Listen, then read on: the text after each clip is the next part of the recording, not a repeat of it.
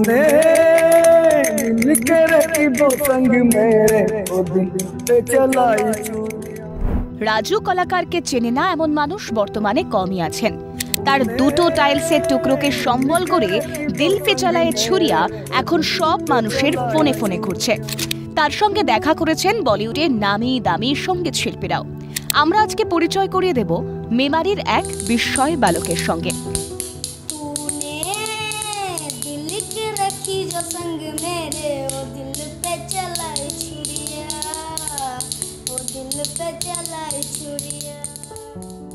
রাজু কলাকার কে চেনে না, নাম শোনেনি সোনু নিগমেরও। কোনোভাবে হয়তো রাজু কলাকারের ভিডিওটা দেখেছে, সেখান থেকেই ভালো লাগা। এখন মেমারির মোবাইল স্ক্রিন জুড়ে জিতের দিল পে চালায়ে ছুরিয়া। অসংখ্য মানুষ লাইক করেছেন, অসংখ্য মানুষ শেয়ার করেছেন, হাজার হাজার কমেন্ট। কেউ বা শিখতে চেয়েছেন, কেউ বা বাহবা দিয়েছেন। আলিপুর ইউনাইটেড নিম্ন বুনিয়াদী বিদ্যালয়ের ৪র্থ শ্রেণীর ছাত্র জিৎ বড় হয়ে মিউজিক নিয়ে এগোতে চায়।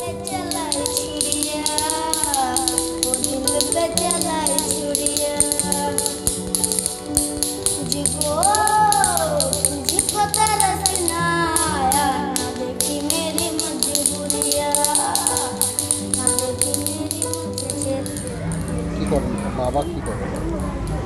যা পায় কাজ করে। ওই দাদা একদিন ফোন দেখছিল, তো একটা বুড়ো পাথর বাজিয়ে গান করছিল, তো আমি ওটা দেখেছি। বয়স্ক ব্যক্তি? হ্যাঁ। দিয়ে পাথর বাজিয়ে গান করছিল? আমি শুনেছি বলে আমি একটা প্র্যাকটিস করলাম, আমি এটা 1 ঘন্টার মধ্যে শিখে গেলাম। বড় হয়ে একটা বাজনাতে হতে চাই। কচি গলায় দিল পে চালায়ে ছুরিয়া শুনতে মন্দ লাগছে না। গানের মানেও হয়তো জানে না ক্লাস 4-এর শিশুটা, কিন্তু তার নামে এখন পরিচিত হচ্ছে তার এলাকা, তার স্কুল। গর্বিত দিদিমণি থেকে পাড়ার কাকু।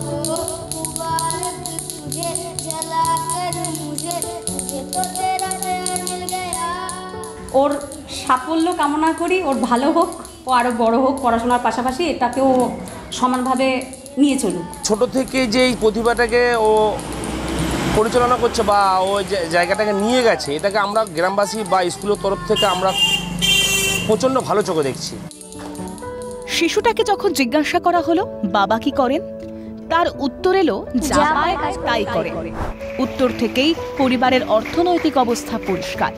ছেলেটার স্বপ্ন বড় হয়ে মিউজিশিয়ান হওয়ার। তার ভিডিওতে হাজার হাজার মানুষ বাহবা দিচ্ছেন বটে, কিন্তু তার ভবিষ্যৎ এই বাহবাতে সুরক্ষিত হয় কিনা সেটাই এখন দেখার।